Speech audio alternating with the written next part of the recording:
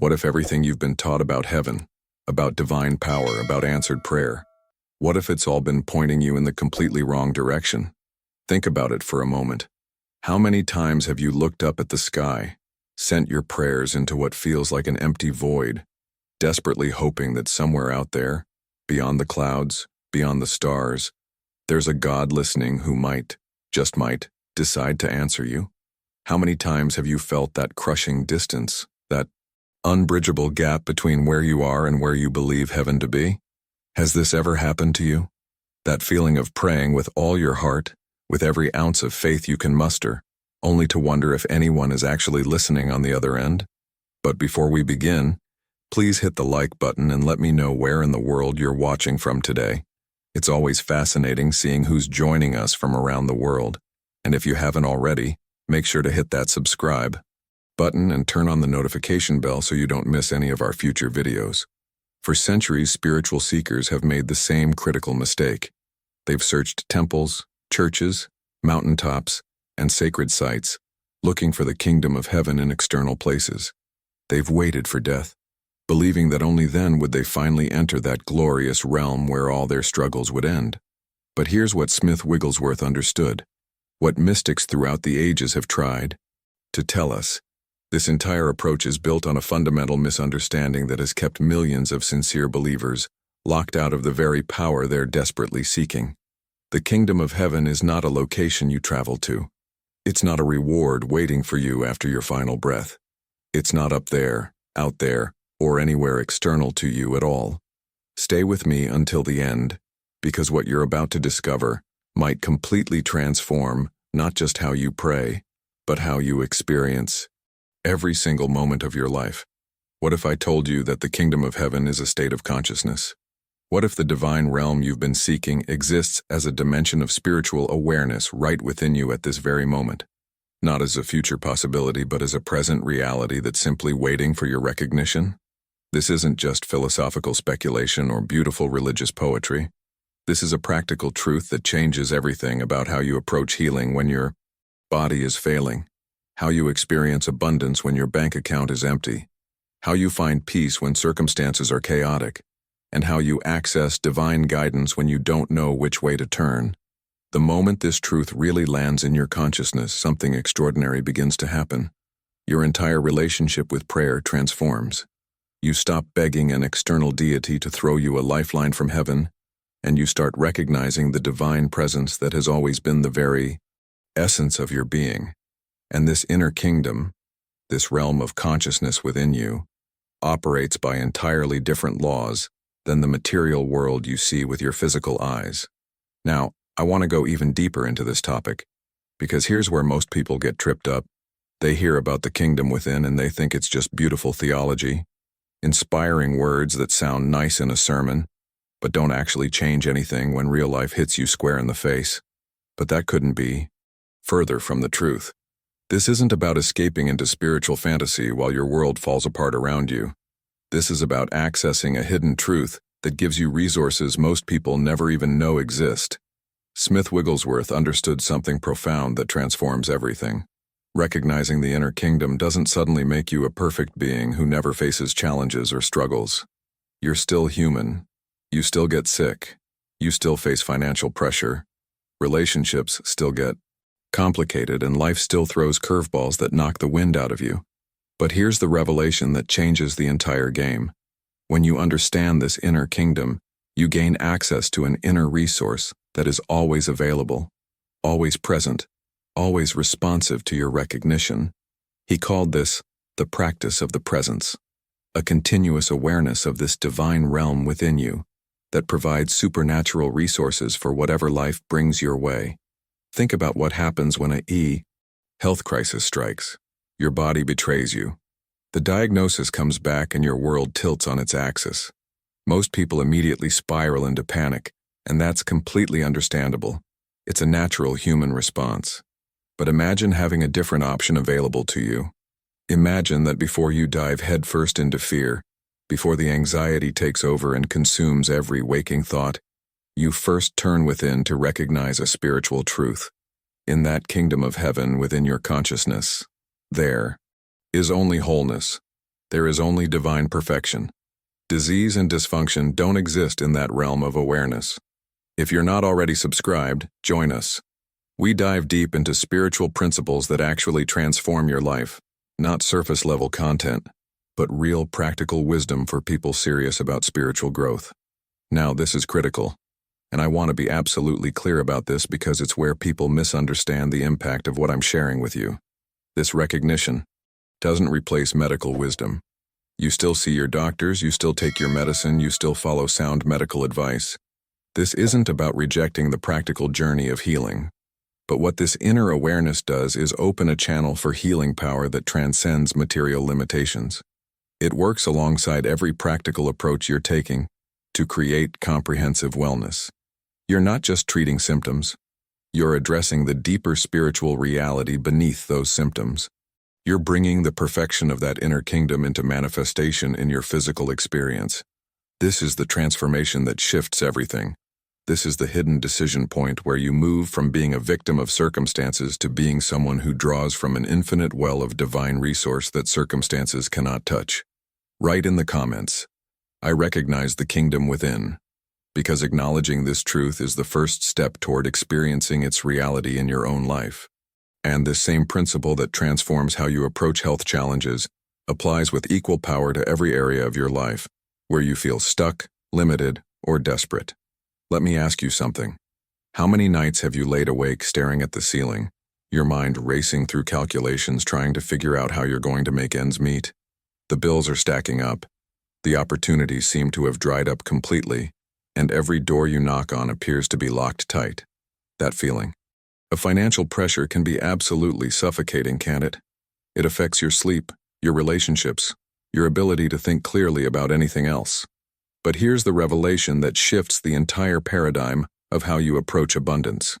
When financial difficulties hit, instead of solely focusing on manipulating external conditions, sending out more resumes, cutting every possible expense, frantically trying to force circumstances to change through sheer willpower, you have another option.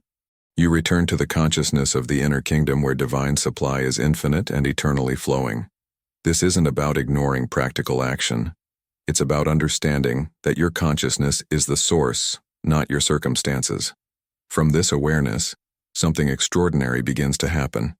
Right action emerges naturally without you having to strain and struggle to manufacture it. Opportunities appear that weren't visible before. Solutions present themselves in ways you never could have orchestrated through your own limited thinking. This is consciousness demonstrating its own abundance through spiritual recognition, rather than through force or manipulation. You're not fighting against scarcity. You're aligning with an infinite supply that exists in that inner kingdom regardless of what your bank account shows today. But let me be honest with you about something crucial. This transformation doesn't happen because you read about it once and think, "That's a nice idea." The impact comes through consistent practice, through making a daily decision to shift your mindset from material limitation to spiritual abundance. This is where most people stumble. They want the results without the journey. They want the revelation without the practice. But transformation develops gradually, layer by layer, as you consistently turn your attention to this inner kingdom. Here's what that journey looks like in practical terms. You begin each morning, before you even check your phone, or let the demands of the day flood your consciousness by acknowledging that the kingdom of heaven is within you right now, not someday. Not after you get your life together. Right now, in this present moment, during challenging moments throughout your day, and they will come, you take even 30 seconds to return to this inner kingdom and recognize the truth beyond material appearances. That's it. 30 seconds of redirecting your awareness from external chaos to inner spiritual reality. What you'll begin to notice, often so subtly at first that you might almost miss it, are shifts. A deeper peace settles over you in situations that used to trigger immediate anxiety. Unexpected solutions present themselves to problems that seemed impossible. You feel a growing sense of divine guidance in daily decisions, a knowing that you're being led even when the path isn't entirely clear. Write in the comments, "I'm ready for this shift," because that recognition marks the beginning of a completely different way of experiencing reality. Now let me share something with you that brings all of this out of the realm of theory and into the tangible reality of actual human experience. Because it's one thing to talk about concepts and spiritual principles, but it's another thing entirely to see how these truths play out in real people's lives when they're facing genuine crises. There was a woman who had been suffering from a persistent physical condition for 3 solid years. 3 years of doctors, specialists, treatments, prescriptions. Nothing brought lasting relief.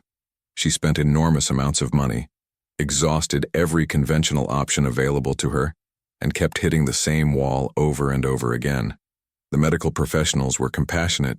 They genuinely wanted to help. But eventually they told her something that crushed her spirit. She would simply have to learn to live with this constant pain and limitation for the rest of her life. But then she encountered Smith Wigglesworth's teachings about this inner kingdom. At first, honestly, she struggled with the whole concept. How could consciousness possibly affect physical conditions? It seemed too abstract, too far removed from the harsh reality of what her body was experiencing every single day. But here's the decision that changed everything for her. She chose to persist anyway. She began practicing daily meditation, consistently returning to the recognition that divine perfection existed within her. Consciousness, regardless of what her body seemed to be telling her about disease and limitation. Within 6 weeks of this daily practice, something shifted. She couldn't explain it in material terms, couldn't point to a specific medical intervention that made the difference, but she felt a deep peace replace the anxiety that had consumed her for years. That was just the beginning. Within 3 months, the physical symptoms that had defined her existence began diminishing in ways her doctors found genuinely puzzling.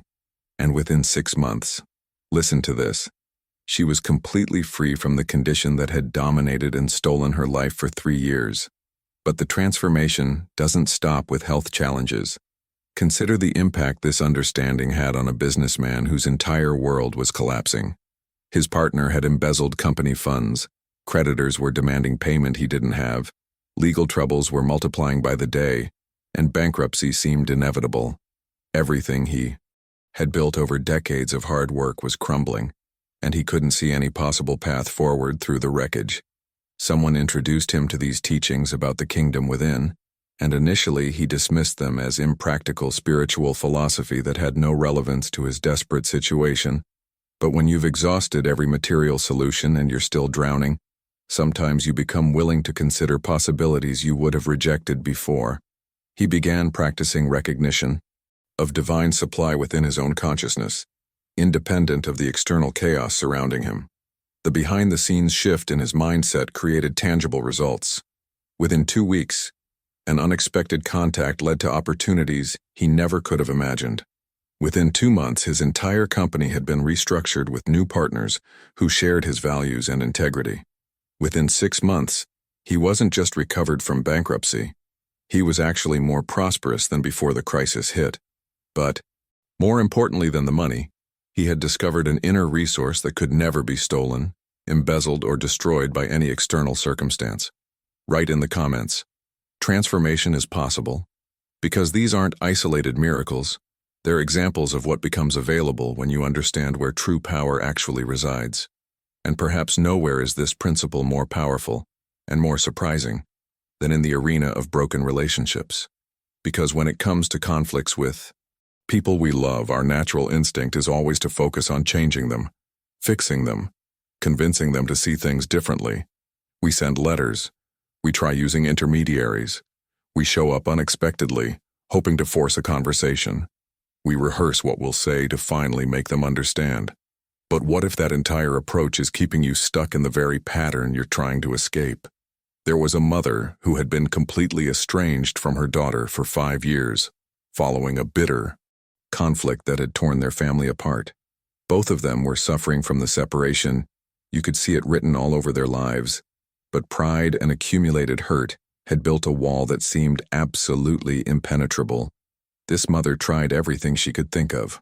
Heartfelt letters that went unanswered, therapy sessions, mutual friends trying to mediate, even showing up at her daughter's home unannounced. Nothing worked. The relationship seemed permanently shattered beyond any possibility of repair. If this resonated with you, hit that like button. It helps this message reach others who are searching for these exact truths right now. Then she discovered Smith Wigglesworth's teachings about the inner kingdom, and here's where the hidden truth emerged that changed everything. She made a decision that went completely against her natural instincts. Instead of continuing to focus her energy on changing her daughter or manipulating circumstances to force reconciliation, she focused entirely on recognizing divine perfection within her own consciousness. She meditated daily on the spiritual truth that love, wholeness, and harmony existed in the kingdom within her, regardless of what the outer appearance showed. She released her desperate attempts to control the situation and rested in spiritual truth instead. After 4 months of this daily practice, something unexpected happened. Her daughter called, just out of the blue, after years of silence. The conversation was brief, nothing dramatic, but there was a warmth in it that hadn't existed before. Over the following months, connection gradually restored itself, layer by layer, conversation by conversation. Today, 2 years later, they have a relationship that's actually deeper and more authentic than it was before the conflict ever happened. The mother will tell you that this transformation came entirely from her shift in consciousness, from trying to fix external situations to recognizing inner spiritual truth. But here's what I need you to understand about accessing this inner kingdom consistently. It requires more than just intellectual agreement with these ideas. It demands a daily practice that most people aren't willing to commit to because it seems too simple, too quiet, too devoid of the drama and effort we associate with making real change happen. This is what Smith Wigglesworth taught about stillness, and it's not what most people think it is. You set aside 15 minutes each morning before the world rushes in with its demands and distractions, but this isn't merely sitting there quietly doing nothing. It's an active inner receptivity to divine presence, an openness to something beyond your thinking mind. During these minutes, you release all thoughts about your problems, all your needs and desires, all your mental lists of what you think should happen. You don't pray for specific things. You don't visualize outcomes or try to manifest circumstances. You simply rest in the awareness that the kingdom of heaven is present within you right now in this moment. Your mind is going to rebel against this simplicity.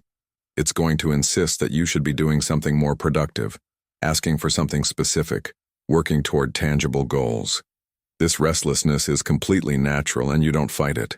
You just observe these thoughts without getting tangled up in them, and gently return to your recognition of inner presence. Over weeks of this practice, something begins to shift beneath the surface of your awareness. Write in the comments, "I choose stillness," because this decision to create space for divine presence is where transformation begins to take root in ways you can't yet imagine. What begins to emerge from this daily practice of stillness is something Smith Wigglesworth called divine indifference. And before you misunderstand what that means, let me be very clear. This isn't about becoming cold, detached, or uncaring about what happens in your life. It's actually the opposite. It's about discovering a freedom that most people never experience because they're completely enslaved to material conditions, their entire emotional state rising and falling with every shift in circumstances. Think about how most people live. When things are going well externally, they feel good. When circumstances turn difficult, they fall apart. Their inner state is entirely controlled by outer conditions, like a boat tossed around by every wave that comes along. But when you've discovered this inner kingdom that remains perfect regardless of outer appearances, something fundamental shifts in how you move through the world. You still care deeply about situations. You're not becoming robotic or emotionally numb, but you're no longer controlled by those situations because your source has changed. Your source is consciousness, not circumstances. This recognition creates a stability that prevents problems from hijacking your inner state, even while you're addressing practical matters wisely. A businessman who learned this principle described what happened when his largest client suddenly canceled a major contract. Instead of the panic that would have consumed him before, instead of the sleepless nights and the catastrophic thinking, he took 5 minutes alone to recognize the kingdom consciousness within him. Then, from that anchored place, he addressed the situation calmly and creatively.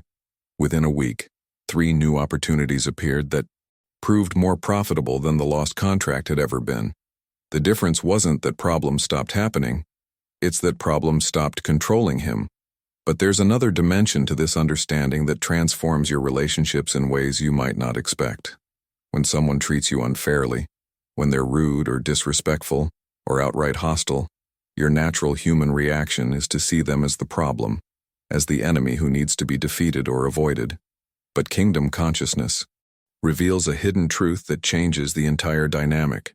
That divine presence you've discovered within yourself, it exists within their consciousness too, even if they're currently completely unaware of it and acting from ego or fear or pain instead. Now, this doesn't mean you become a doormat. This isn't about allowing mistreatment or failing to set healthy boundaries. That's not spiritual maturity. That's just unhealthy people-pleasing. What it means is that you respond to difficult situations without seeing the other person as an enemy. You recognize their true spiritual nature even while addressing problematic behavior. And here's what's fascinating about this approach. People sense it. They might not be able to articulate what's different about you, but they feel when you're seeing them through kingdom consciousness rather than through judgment or fear or retaliation. Something in them responds to that recognition naturally. A teacher used this approach with a student who had been disruptive and disrespectful for months, making her classroom nearly impossible to manage. Instead of reacting with escalating anger and punishment, she began silently recognizing the kingdom of heaven within this troubled student during her morning meditation. She maintained appropriate classroom discipline. She didn't let chaos reign, but she held this inner recognition of his spiritual truth consistently. Within 3 weeks, his behavior began shifting noticeably. Within 2 months, he became one of her most engaged students. Years later, he told her that somehow he had sensed she saw something good in him when everyone else had given up, and that recognition had awakened something dormant within his own consciousness.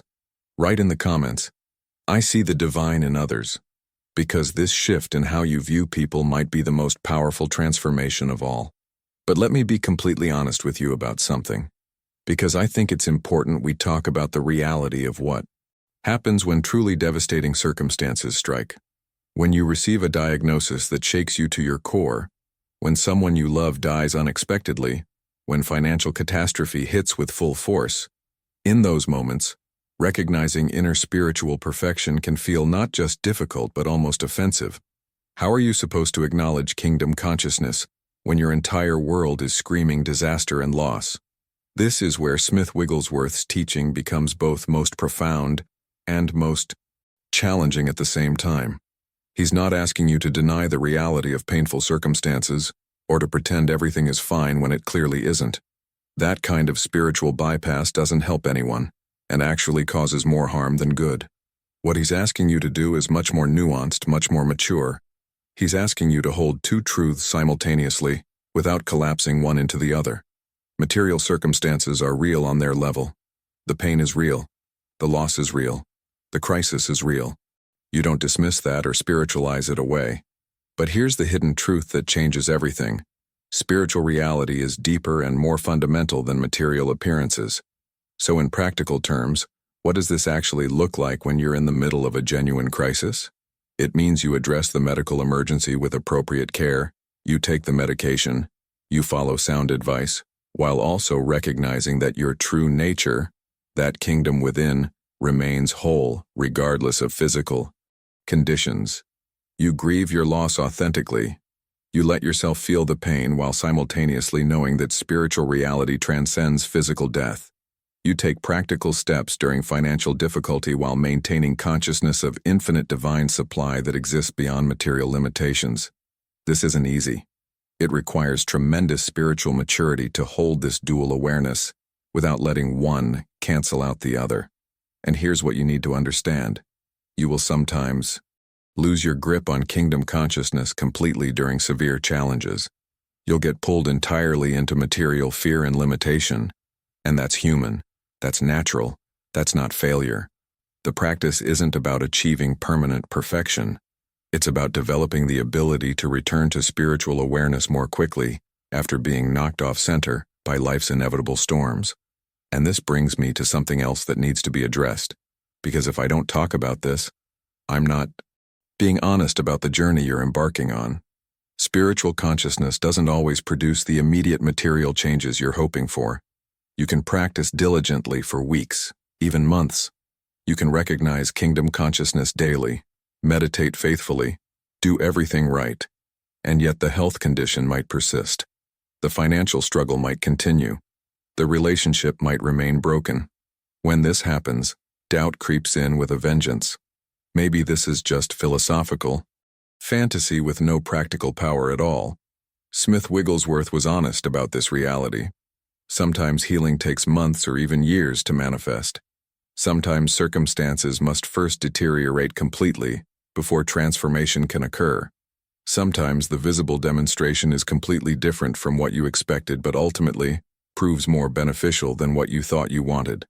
The practice requires faith not in specific outcomes that you've decided must happen, but in spiritual truth itself.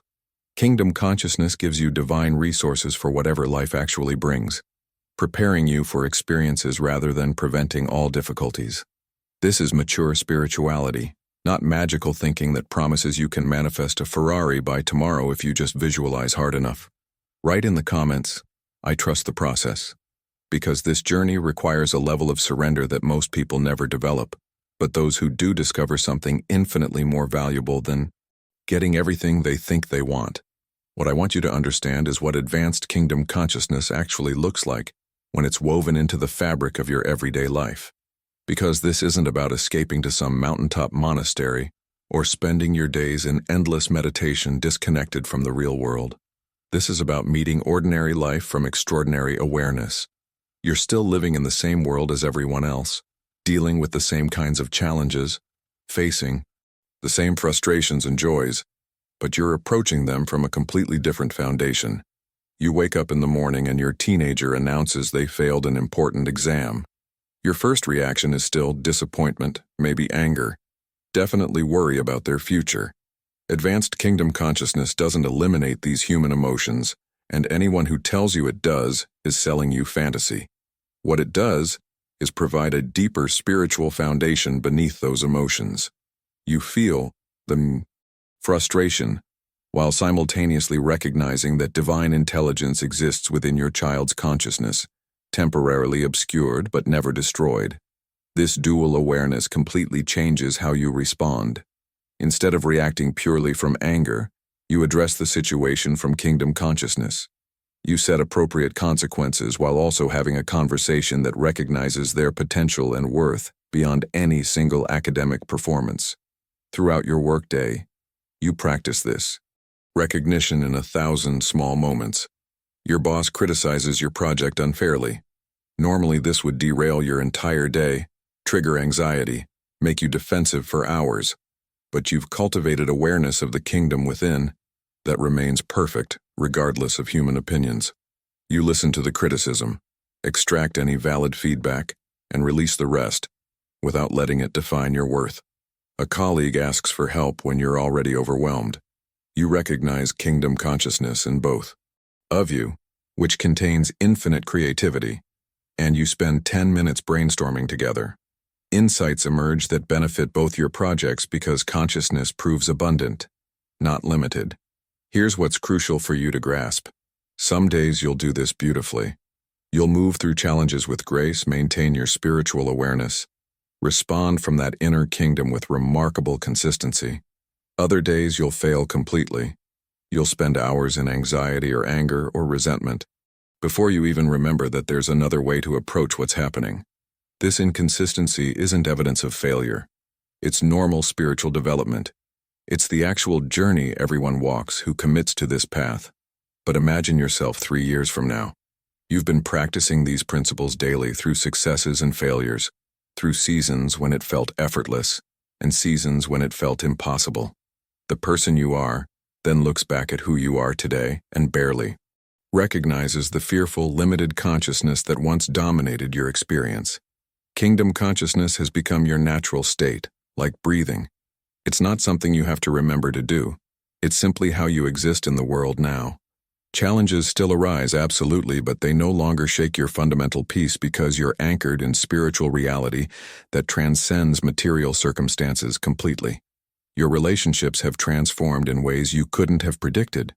Your work has become an expression of divine creativity rather than mere survival.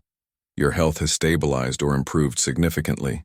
Most importantly, you've discovered unshakable peace that doesn't depend on circumstances being perfect. But this transformation I'm describing requires commitment that most people are simply unwilling to make. It demands daily practice even when you feel no immediate results. It requires faith in spiritual truth when material appearances contradict that truth completely. Write in the comments, "I commit to the kingdom within," because this decision, this moment right now, is where your entire future begins to shift in ways you cannot yet comprehend. You know, if you've made it all the way to this point with me, I think there's something in you that recognizes the truth of what we've been exploring together. This isn't just another video you clicked on and forgot about 5 minutes later. Something about this message resonated with where you are right now on your journey, and I want you to know I see that. I honor that. If this content has brought you clarity, if it's opened up new possibilities in your thinking, if you feel like you've discovered something valuable here today, hit that like button.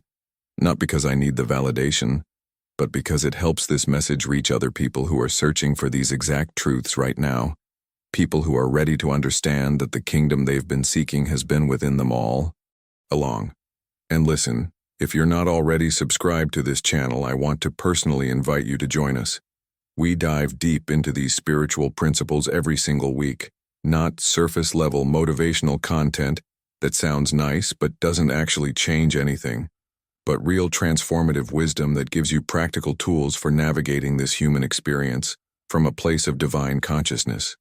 This is a community of people who are serious about spiritual growth, who are willing to do the inner work, who understand that transformation is a journey, not a destination. Leave a comment right now and just write, "The kingdom is within me." Let me know you were here. Let me know this landed for you. Because I read every single comment and I want to witness your commitment to this path. Your words matter. Your recognition matters. There's a video right here that goes even deeper into how to maintain this consciousness when life throws its hardest challenges at you. The practical techniques, the mindset shifts, the daily practices that make all of this sustainable over the long term. Click and continue with me over there, because what we've started here today is just the beginning of something much bigger.